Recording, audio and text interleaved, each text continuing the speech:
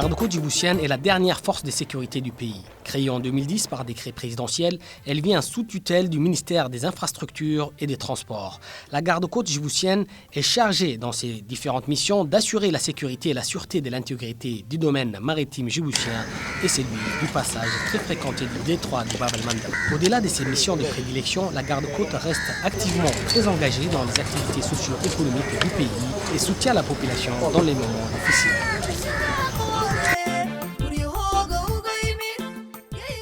Parmi ces actions, la formation des jeunes compatriotes diplômés dans les différents métiers de la mer. La garde-côte djiboutienne a tissé également un partenariat avancé avec le ministère de l'Éducation nationale pour organiser des stages de perfectionnement au profit des étudiants des différents établissements éducatifs du pays.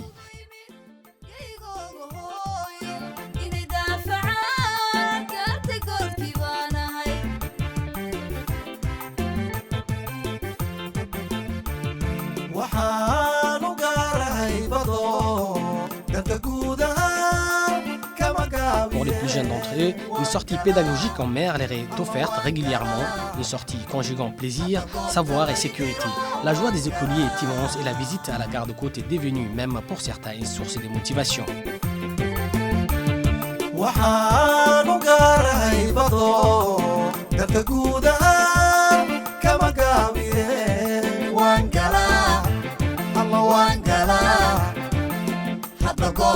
Avec un esprit de patriotisme et de convivialité, une vaste opération de nettoyage des plages les plus fréquentées de la capitale et ceux des îles Moucha et Mascali est organisée de manière continue. La garde-côte est continuellement au cœur des activités de nettoyage et d'embellissement de la capitale sous la bannière Djibouti, ville propre.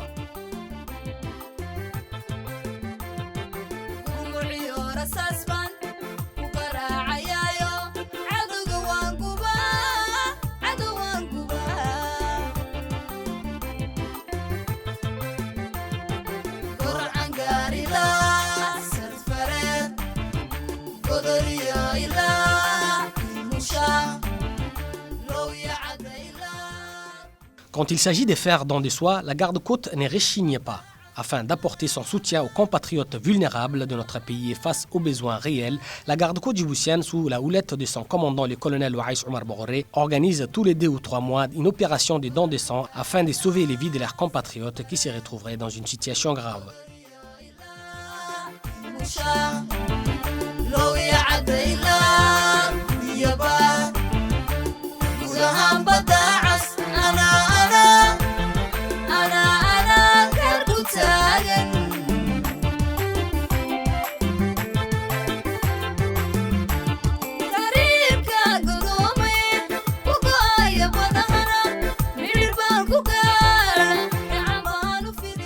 Sa proximité avec la population est très grande et bien ressentie dans les moments difficiles comme aux dernières intempéries qui avaient entraîné de fortes inondations, même mortelles, causant sur son passage d'énormes dégâts humains et matériels dans certains quartiers de la capitale.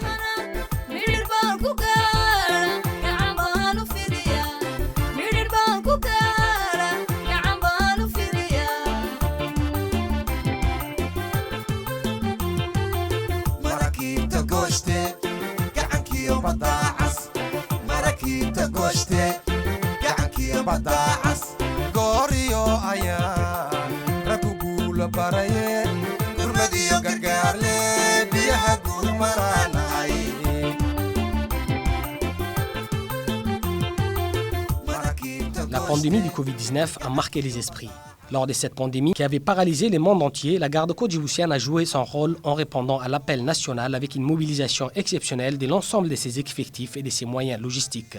La présence de la garde-côte a été surtout de prendre part à la mobilisation générale du corps médical qui s'est retrouvé au front et en première ligne du dispositif de lutte contre la Covid-19.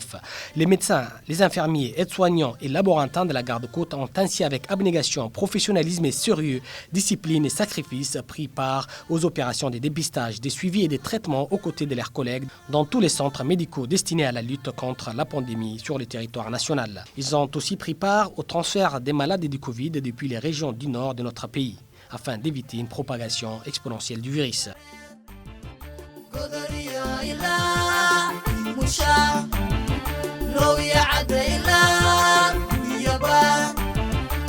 guud ahaan badda cas ana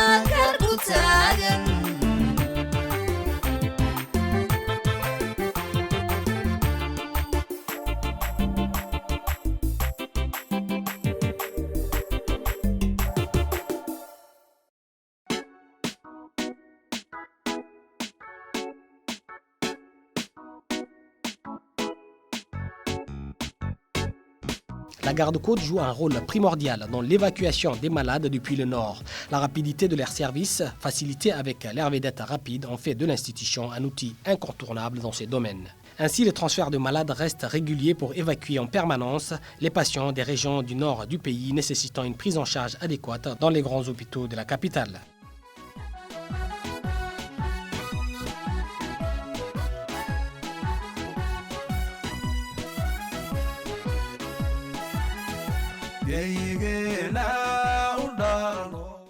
Nous voulons témoigner notre gratitude et la reconnaissance envers cette institution qui nous aide beaucoup, surtout pour les évacuations sanitaires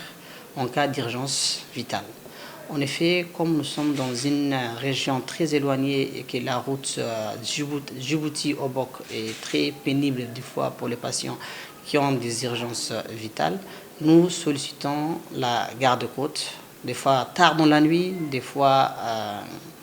au dernier recours, d'accord, et la garde-côte nous répond 24 heures sur 24. Bon,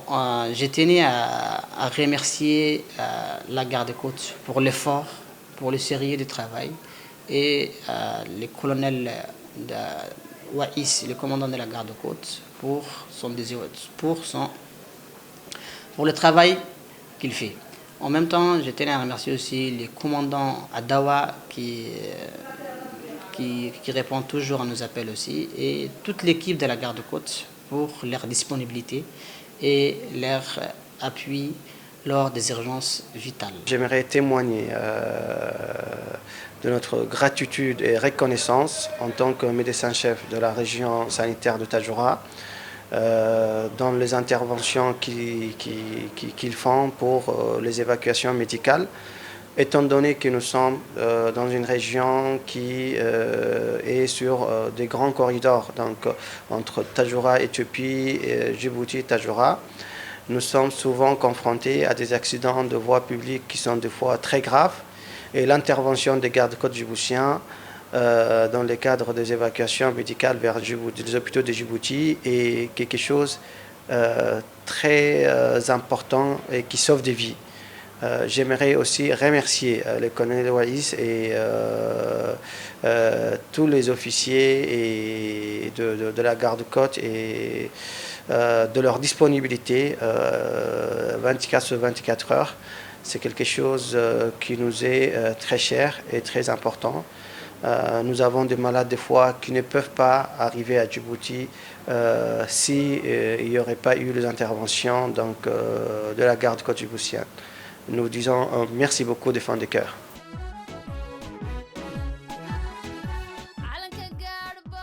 La garde-côte a aussi montré son profond enthousiasme au moment d'ériger un symbole de reconstruction de l'histoire coloniale du pays. Ainsi, des travaux gigantesques ont été entrepris pour construire en seulement 2 mois un local flambant neuf, comportant une salle d'exposition, une bibliothèque et une salle de réunion. Il est aussi doté d'une importante esplanade parrainant un majestueux mémorial en hommage aux héros tombés sur le champ d'honneur.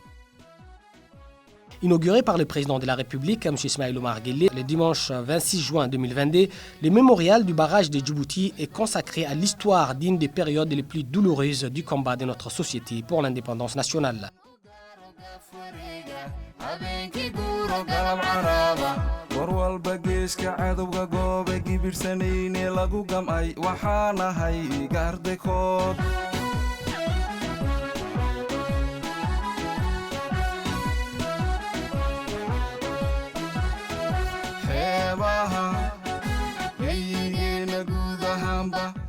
Quant aux difficultés réelles de traverser des écoliers sur la route RN1 dans une zone très fréquentée qui regroupe plusieurs établissements éducatifs et de nombreux petits commerces informels, la garde-côte a entrepris la construction du premier pont pour piétons de la République de Djibouti. Nul doute que cette installation contribuera à épargner des vies des milliers de personnes qui empruntent chaque jour cette voie. La sécurité au quotidien est au cœur de la politique de la garde-côte djiboutienne.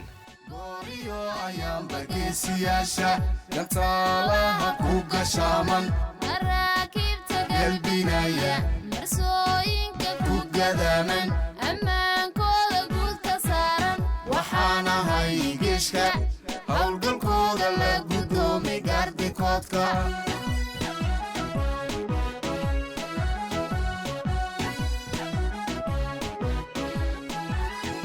gooliyo ayaan bageesiyaasha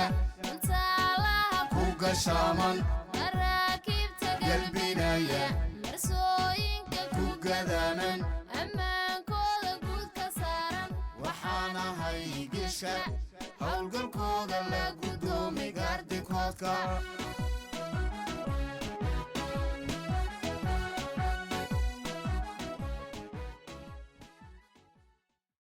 iskoolka xayal saciid wuxuu ku yaalaa dekada agteeda rudarta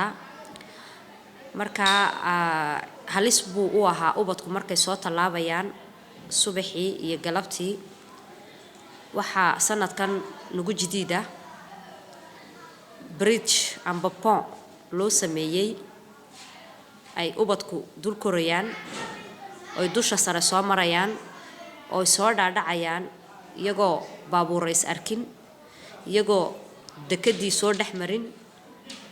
marka waxa weeji waan ku faraxsannahay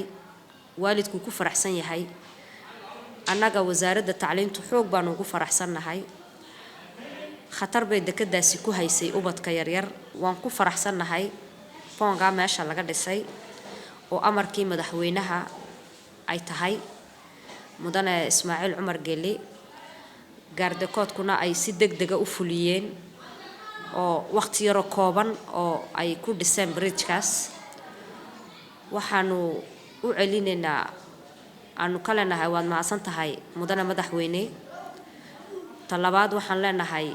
way mahadsan yihiin koloneelka gaardakoodka iyo dhammaan gaardakoodka meeshaasi subax iyo dharaar iyo galab iyo habeenba ku hawlanaa ee dhisay maanta waalidkii iyo ubadkii iyo wasaaraddii haddaanu ka tirsannahay tacliinta xoog baanu ugu faraxsannahay waxaan leenahay waa hadda kadib ubadkayagu way badbaadeen waxaan annaguna ku dhiirigelinaynaa ubadka inay si fiican u isticmaalaan boongaas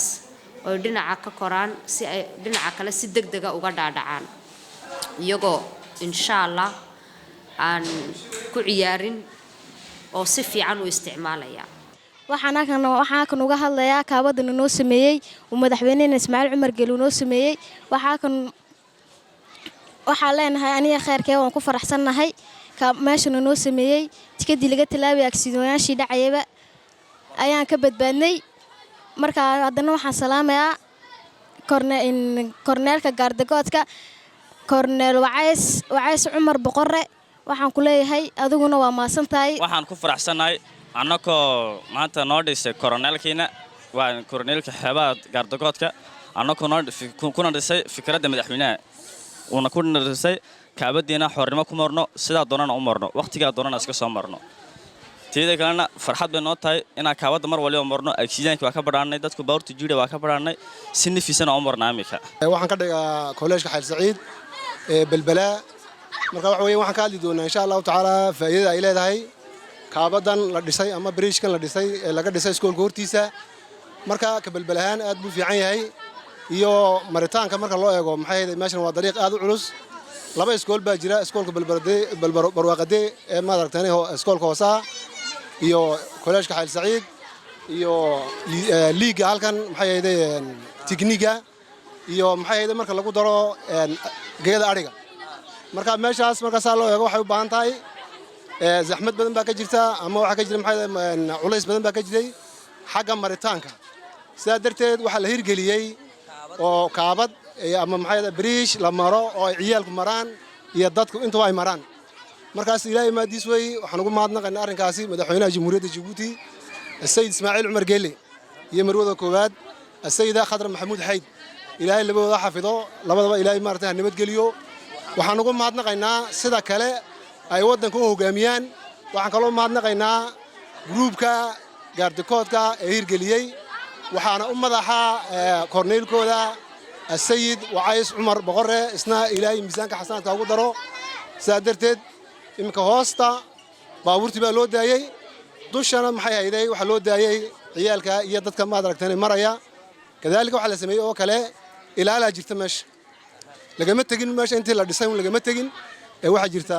secretary ilaaladii baa jira oo waxa jira maad aragtaan waxa laga dhisay aqal baa laga dhisay meeshaasi ay askartu maaragtay u hoydaan oo galaan fiidkii duhurkii iyo maad aragtaan xilliyada ugu badan waa subaxii iyo duhurkii iyo galabtii 6 barka markay iskoolku baxayaan ciyaalku ay baxayaan intaas oo dhan marka la isku wada geeyo waxa weeyaan walaalayaal mahadda ilaahay hortii mahadda ka gaadh madaxweynaha jamhuuriyadda Djibouti iyo dhammaan shacabka Djibouti oo waalidada dhalay carruurtaan nahay markii hore fartoomaan dhunta ku hayno ciyaal maxaa lagu soo sheegay doon baan haynay iminka alxamdulilah rabbil caalamiin tii ilaahay moohina to kale ma rajaynayno insha allahu tacaala aad iyo aad baan dowladda ugu mahadinaynaa madaxweynaha jamhuuriyadda Djibouti Ismaaciil Cumar Gelle aad iyo aad baan ugu mahadinaynaa 100% gaar ahaanna haddana waxaan ku mahadinaynaa ciidamada maxay ahayd gaardagoodka koronolkooga ciidamadoo dhan inta hawsha oo dhan ka qayb qaadatay aad iyo aad baan ugu mahadinaynaa.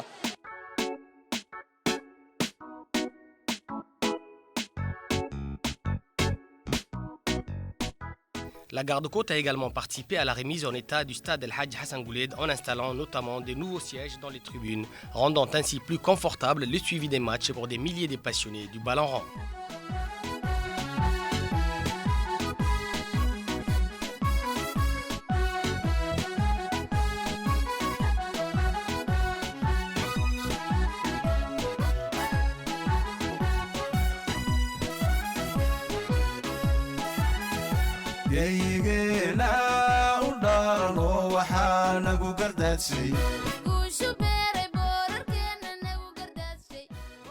La détermination de l'institution a été totale quand il a fallu procéder à la reconstruction de la jonction de la route reliant les camps Cheikh Ousmane jusqu'à l'école de Balbalassis, dont le déplacement de plus de 5000 habitants dépendait autrefois et qui était devenue une décharge d'ordures à ciel ouvert. Pour assurer la pérennité du bon état de cette route, d'énormes travaux d'assainissement ont été entrepris.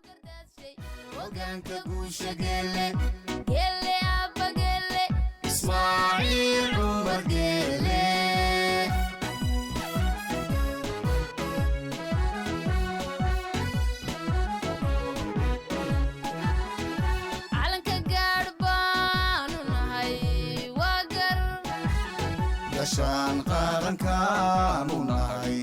waa gargaar bulshadaanu nahay waa difaacaygaanu nahay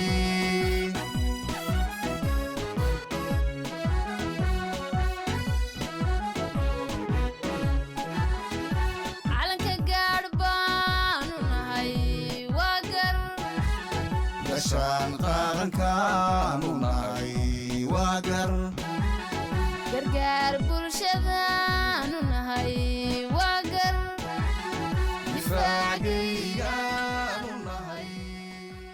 En plus des EGA et du tronçon à proximité, la garde-côte djiboutienne a aussi aménagé et construit toujours dans les environs un espace de distraction, en particulier un terrain de basket pour les jeunes qui habitent dans cette zone. Un engagement à la promotion du sport et l'épanouissement des jeunes dans notre pays. waxaan ka mid ahay mas'uulada sportka ee gardakoodka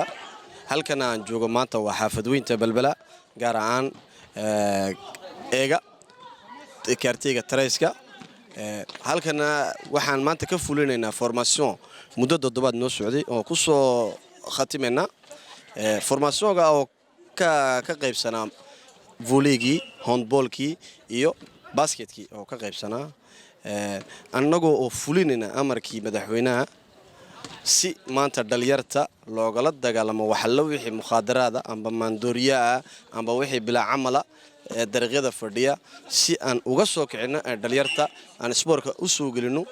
annagoo ku jirna dadaalkeygii waxaan maanta joognaa teeraankii eega ay noo dhiseen gaardagoodku anigoo halkan ka salaamaya madaxweynaha dalka mudan Ismaaciil Cumar Gelle iyo Marwiisa Marwe Khadra Maxamuud Xayd iyo waliba gaar ahaan ministerka sportka anigoo halkan ka salaamaya Colonel Wacays Cumar Boqorre iyo ciidamadiisa qaybta sportifka waxaan ahay dhalinta ku nool xaafadweynta Balbala gaar ahaan xaafadda Babaashka Tenef halkan waxaan maanta isugu imanay teeraankii weynaa ay noo dhiseen ciidamada ilaalada xeebaha uu hogaaminayo Colonel Wacays Cumar Boqorre hadaba goobtani cusub ee noo dhisay dhawaan ee faraya ka qaadeen ciidanka xeebaha dalka Jamhuuriyadda Djibouti uu hogaaminayo Wacays Cumar Boqorre waa goob cusub oo runaantii laga heli karo ciyaaro kasta oo lagu ciyaaro dalka Jamhuuriyadda Djibouti ha noqoto kubadda gacanta iyo kubadda cagtaba haddaba anoo ku hadlayo magaca dhalinta xaafadweynta Balbala gaar ahaan Sitee Sheekh Cusmaan Babaashka waxay noogu soo baaqeen ciidamada ilaalada xeebaha gaar ahaan serviceka sportigu in muddo 3 cisho ay noo sameeyaan formation lagu formeynayo dhalinta sidii loo ciyaari lahaa ma aragteen kubadda gacanta ama sidii looga caawin lahaa 3 cisho waan dhameynay maanta waxa halka ku ciyaaraya dabadeed soo warkaysiin dhalintii laga soo xulay muddadii 3 cisho dhalintii ugu fiicneed baa laga soo xulay haddaba hadafkan looga leeyahay in run ahaantii dhalin la xulo oo la gacan qabto oo mayoyaal iyo ma aragteen ay la ciyaarsiyo waa si dhalinta dalka Jamhuuriyadda Djibouti looga hortago amba loogala dagaalamo balwada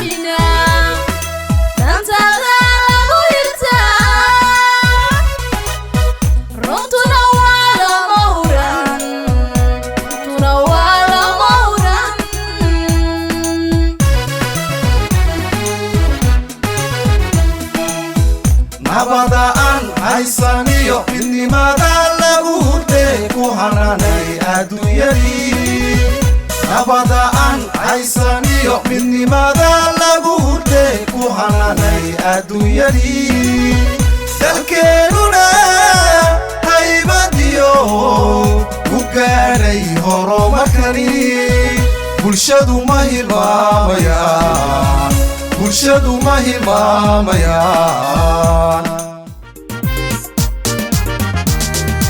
iska iyo dareen xeliyo farsamo xogiyo itaal garaa lagu xideeyo waxaan ahay xaq jire xer lagu dhaqo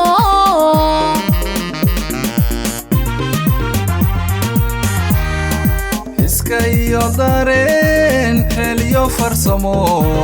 xogiyo itaal garaa lagu xideeyo waxaan ahay xaq jire xer lagu dhaqo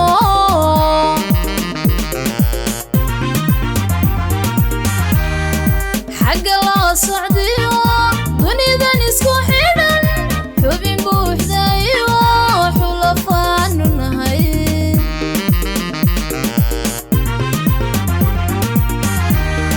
xagga loo socdiyo dunidan isku xidhan xubin buuxdayo xulafaanu nahay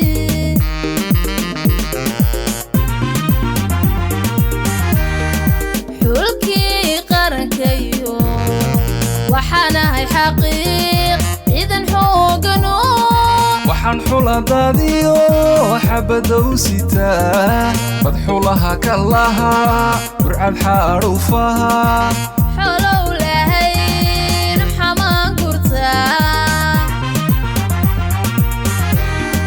xulkii qarankayo waxaan ahay xaqiiq ciidan xoogano waxaan xuladaadiyo xabadow sitaa madxulaha ka lahaa burcad xaarufaha xolow lahayn xamaan gurtaa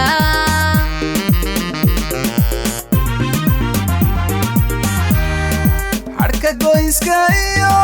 xagtooya iyo boodh camul iyo rakaab inuu xadasha jaro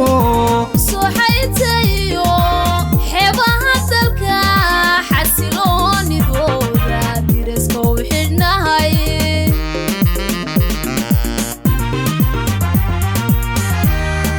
xadhka goyska iyo xagtooya iyo boodh camul iyo rakaab inuu xalasha jaro suuxaytayo xeebaha dalka xasiloonidooda diriska u xidhnahay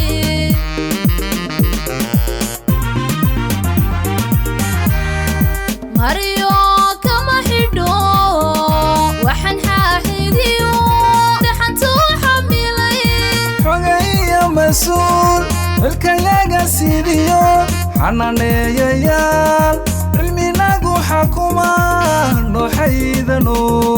xirfadiyo aqoon karti loo xushaa noo xeeraho alxamdulilah